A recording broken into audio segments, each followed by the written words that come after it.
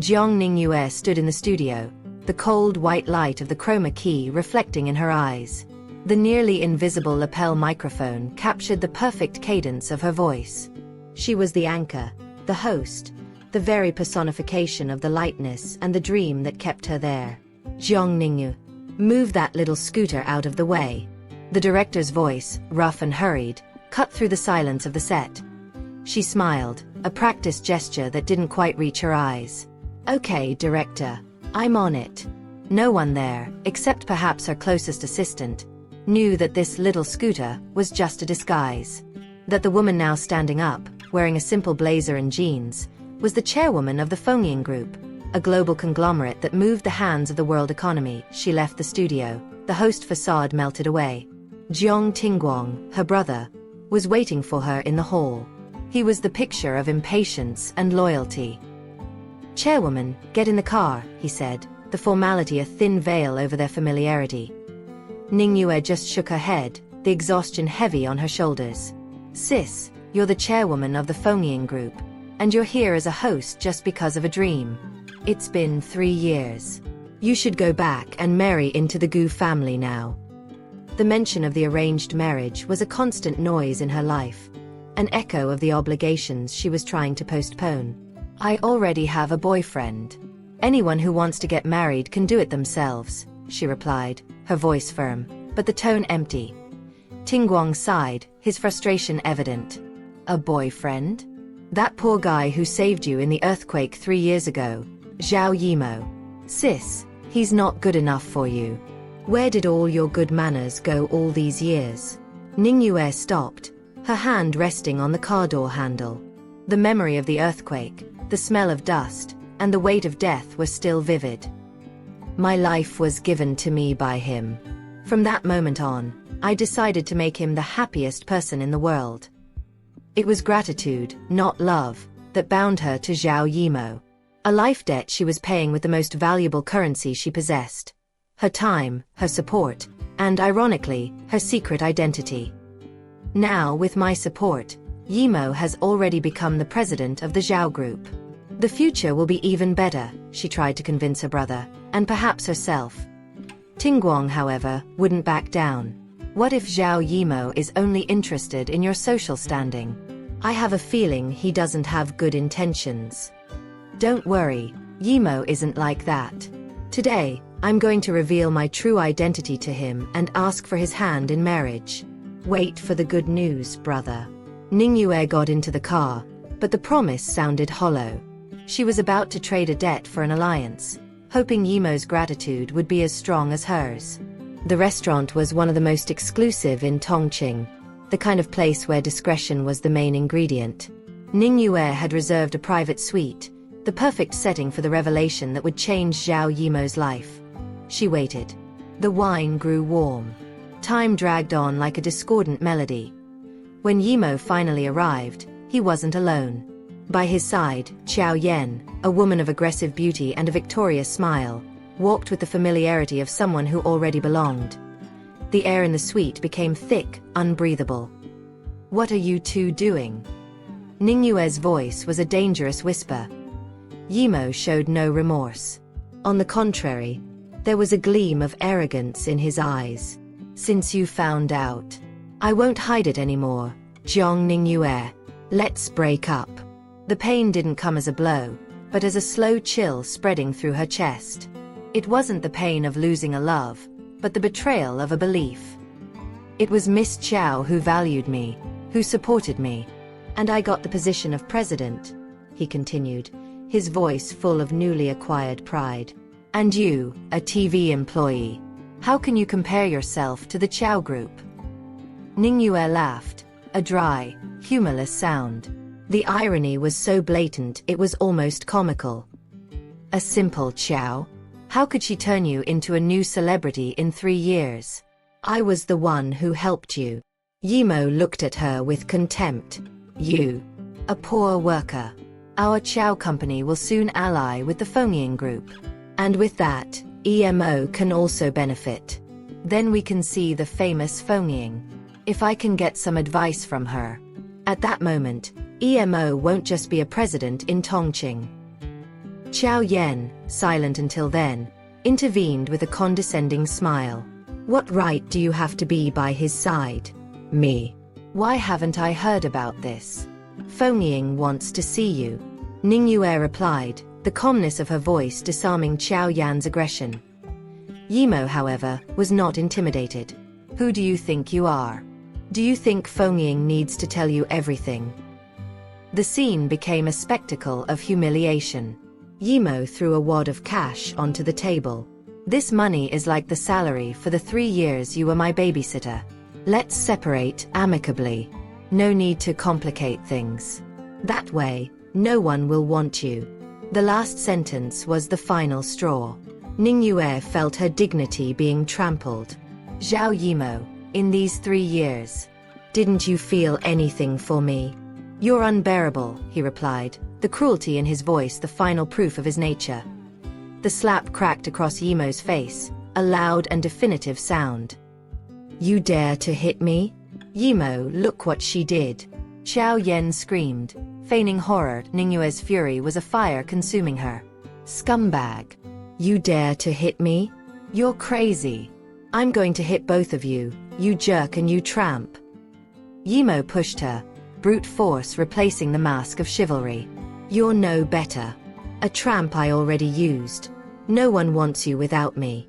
The suite door opened at the exact moment Yimo uttered the phrase. The figure who entered was tall, with broad shoulders and a face that looked sculpted from marble.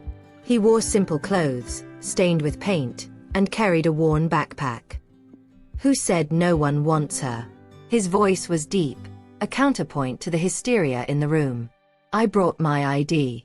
How about we go to the registry office and get married? The silence that followed was more deafening than the fight. Yimo and Xiao Yan looked at the newcomer with disdain. A painter? A small employee? A miserable, poor man? You really are the perfect match, Yimo sneered. His work might be dirty, but your hearts are dirtier. Ningyue looked at the man, the stranger who was defending her.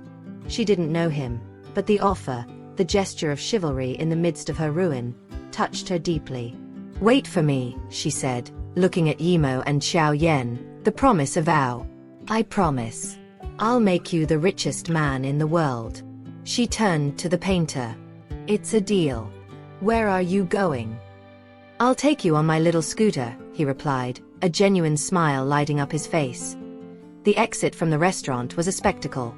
Yimo in the luxury car Ningyue had bought, and she, on the back of an electric scooter, hugging a stranger. Your ex drives a luxury car and you're on a scooter? You want a luxury car too, the painter said, stopping at the light. I'll take you to the store now.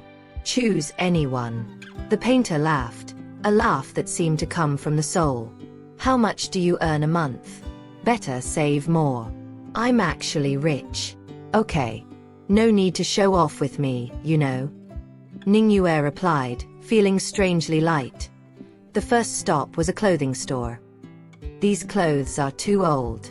How could I let you suffer if you're with me? I'll take you to buy clothes. Money doesn't come easily, and besides, I already have so many clothes that don't even fit me anymore.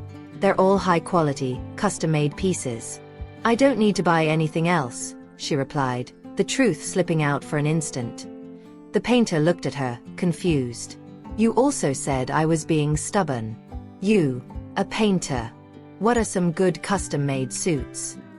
Now we're husband and wife, so you don't need to save money for me anymore, he said, the phrase sounding like a decree.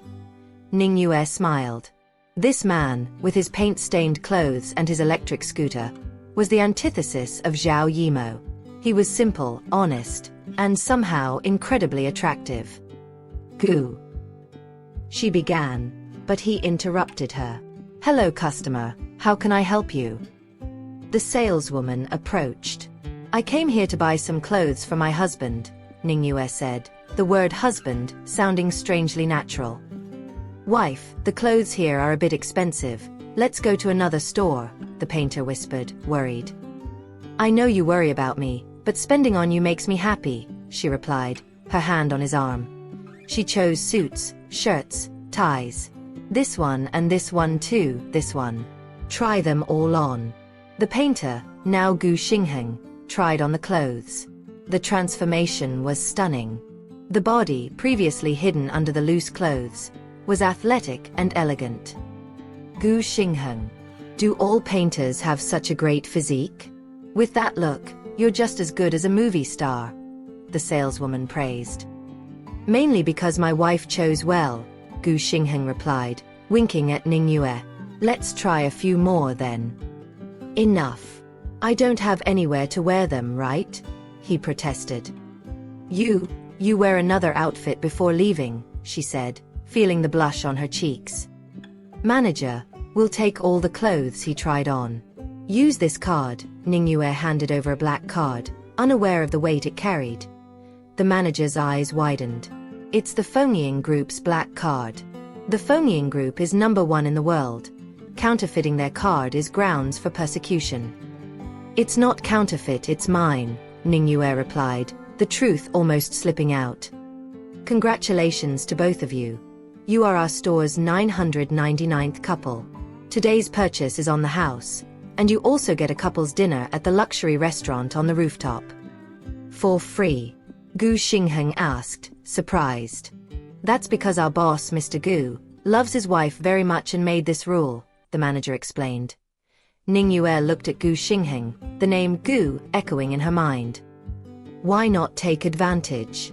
Let's eat well today, he said, smiling. Great job, next month you'll be promoted to general manager, Gu Xingheng said to the manager, a tone of authority that didn't match the painter. Thank you, Mr. Gu, the manager replied, bowing.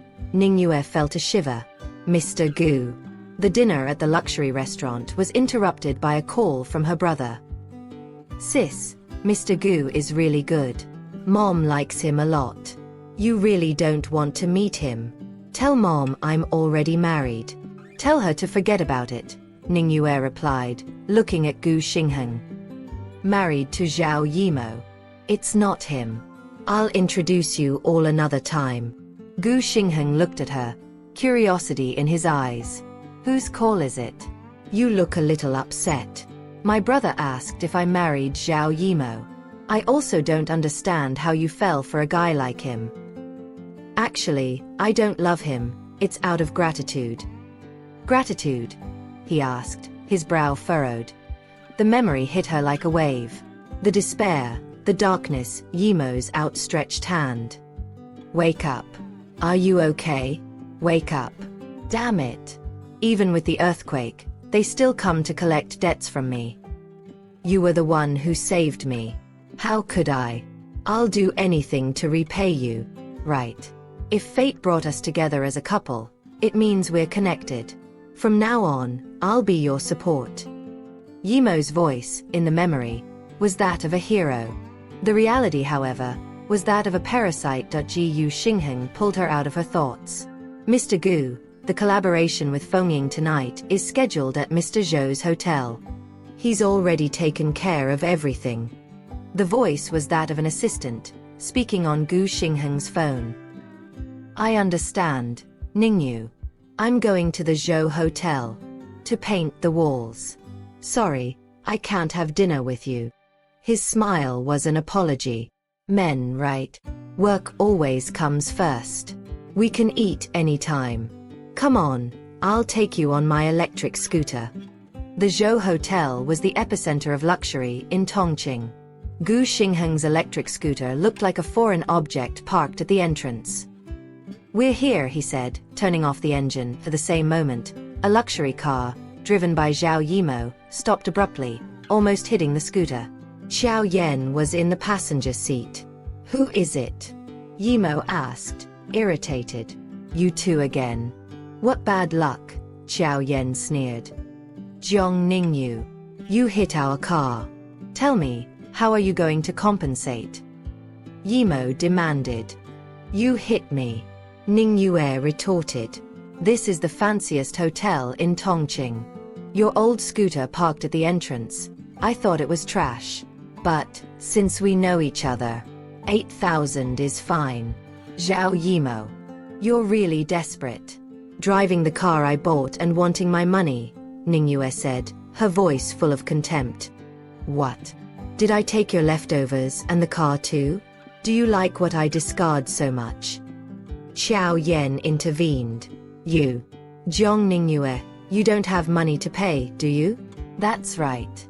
You worked for 3 years and you're still a junior employee. How can you have 80,000? Yimo laughed. Does our new house need a maid? How about working to pay off the debt? I'll pay you 5,000 a month, Xiao Yan offered, the scorn in her voice. Yu Xingheng intervened, his calmness a contrast to the other's hysteria. 5,000 is too little. We don't even want it. But the accident with my wife won't end like this. Wait for the court summons. I'll take you to the hospital. Wait. Did I let you leave? Stop that. Court summons. Let me tell you. We, the Chao family, along with the Zhao family, fear no one in Tongqing except the Fengying Group and the Gu Group. Who are you to dare challenge us? And who are you? Gu Xingheng smiled, a smile that didn't reach his eyes. Brother. This is a luxury watch customized by Master Cesar. Limited to 1 unit globally. It was auctioned by the president of Gu. How could you, a painter, have that? Yimo pointed to Gu Xingheng's wrist. What do you think? A fake product from Pinduoduo, 10 for 10 reis. A simple painter pretending to be President Gu. Jiang Ningyue, after I broke up with you, you fell so low that you ended up with a husband full of fakes and living in poverty. He earns his own living, he's better than you, a useless person who lives off others, Ningyue defended. Okay, keep fooling yourself. I'll tell you the truth, in 3 days, Xiao Yan and I are going to the Fengying party. There, I'll be the elite. Enjoying maximum glory, even side by side with the Gu family. That day is the day you'll leave Tongqing forever. Saying so much to them is useless. Our achievements are something they'll never reach. Let's just get the money, I don't want to delay my dinner, Xiao Yan said, holding out her hand. Getting the money is possible, it just depends on whether you have the courage to accept, Gu Xingheng said, pulling a checkbook from his pocket. Bluffing? Then bring it. Yimo demanded. Gu Xingheng wrote a check and handed it to Yimo. Gu Xingheng, are you stupid? Why give it to them? 80,000 is still money, Ningyue whispered. This way is better, he replied, winking. Yimo looked at the check, the value of 80,000 filled in. This is Mr. Gu's private seal. Worldwide, only Mr. Gu has it, Xiao Yan said, looking at the check. Silence fell again. Are you Mr. Gu? Yimo asked, his voice trembling. Counterfeiting company checks is a serious crime. How dare you impersonate the president of Gu Corporation? I didn't do that, Xiao Yan shouted, trying to distance herself from the situation. Leave this to me, Gu Xingheng said, taking the check back. Acting secretly. I think this check is fake. 2 fools pretending to be Mr. Gu. They really don't know the size of the danger. Yimo tried to regain his composure. I think the one who doesn't know the danger is you. Do you think you got rich and can step on others as you please? Who do you think you are? Ningyue retorted. You. Yimo was speechless. This check isn't fake. What, are you going to say you're Mr. Gu? Xiao Yan asked, her voice full of fear. I'm really not Mr. Gu.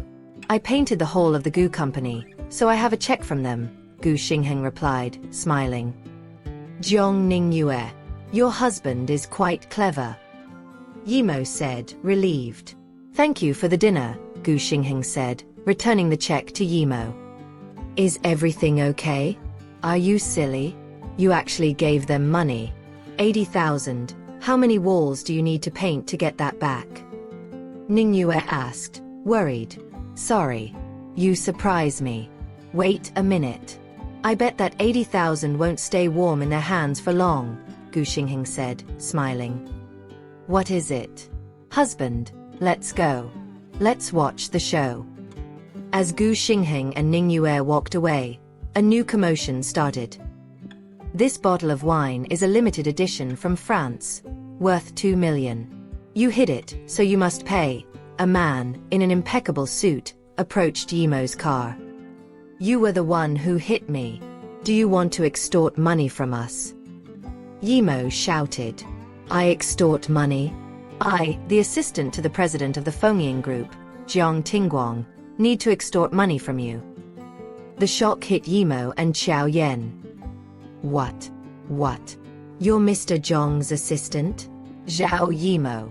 Can you have a little courage, please? It's just a guy from Jiang Ningyue. He didn't even come himself. Why are you terrified? Xiao Yan tried to minimize it. But it's Fengying. Who dares to offend someone from Fengying? If that mysterious director shows up, we don't know how he might treat us.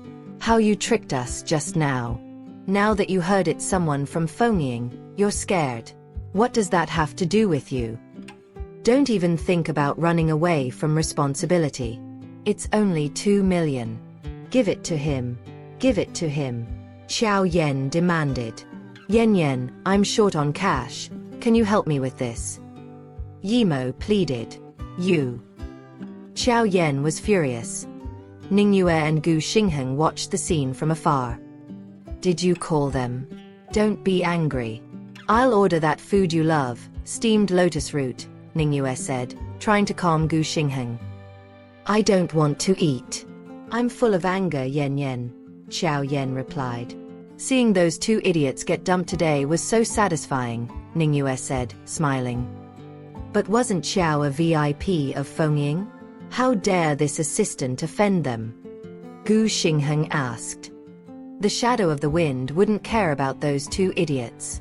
Why do I feel like you understand the shadow of the wind well? Ningyue asked, suspicion growing. That's enough. You're going to be late, go on, Gu Xingheng said, changing the subject. The next day, Ningyue received a call from her brother.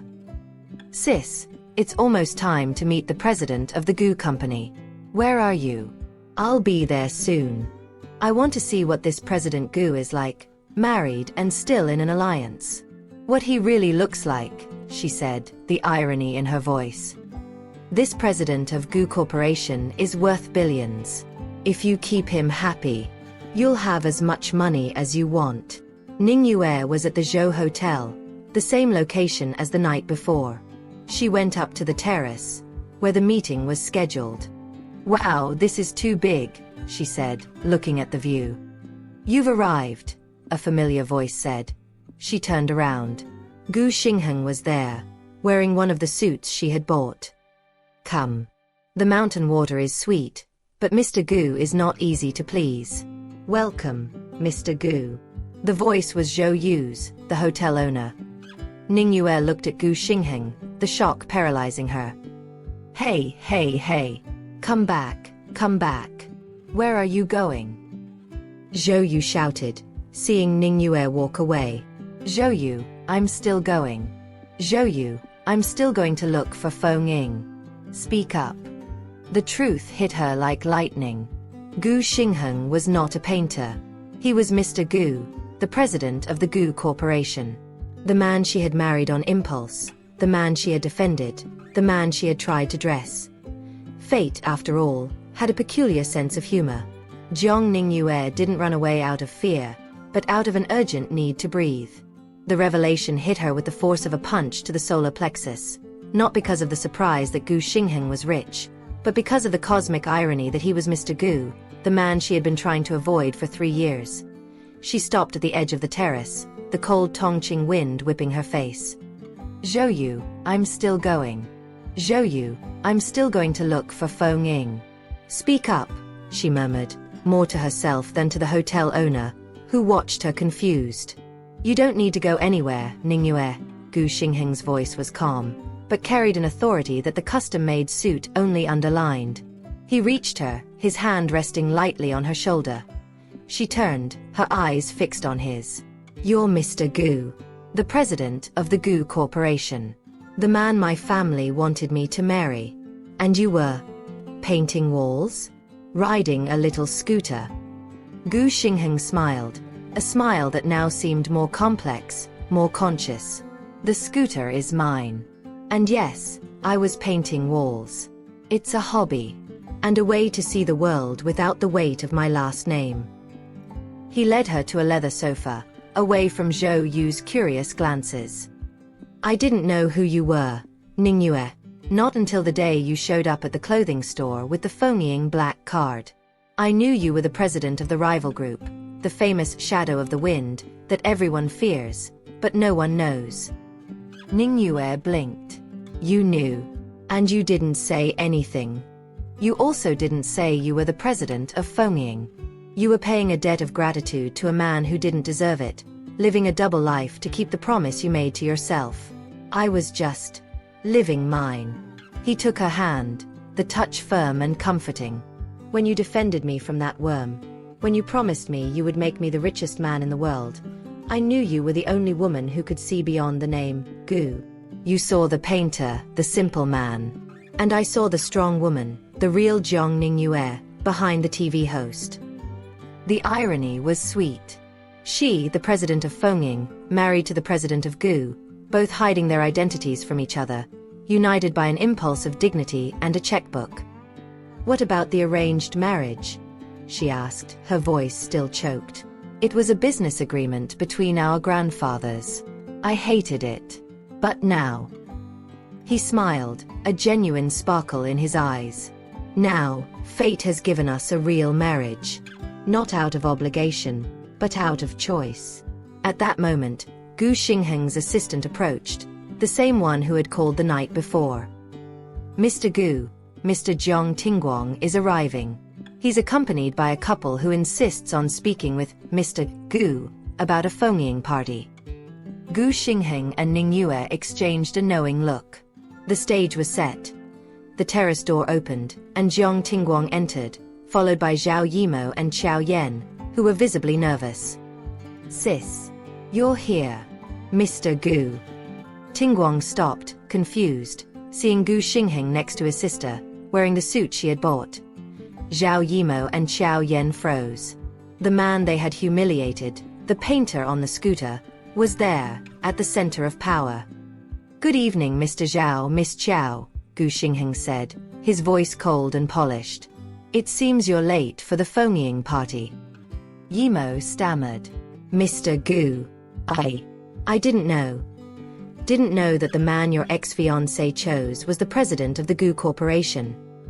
Ningyue intervened, her voice strong and clear. Or didn't know that the TV employee you despised is the chairwoman of the Fengying Group. The silence that followed was the sweetest revenge. Zhao Yimou and Qiao Yan, the social parasites, were before the two biggest powers in Tongqing, and they had offended both. The Fengying Group does not ally with companies that do not honor their commitments, Mr. Zhao. And the Gu Corporation does not do business with people of questionable character, Gu Xingheng declared, ending the discussion. The fate of Zhao Yimou and Qiao Yan was sealed. They would be swept into obscurity, not by an act of revenge, but by the simple force of truth and justice. Ningyue looked at Gu Xingheng. The debt of gratitude had been paid, not with the marriage, but with liberation. What remained was something much more valuable, unexpected love, born of dignity and complicity. Let's go home, husband, she said, the words sounding like a promise. On the scooter? He asked, a mischievous smile on his lips. No. Today, we'll take the luxury car. But tomorrow, the scooter awaits me. They walked away, leaving behind the luxury and the intrigue, ready to build a life where truth was the only currency. The shadow of the wind and Mr. Gu, finally, had found their safe harbor.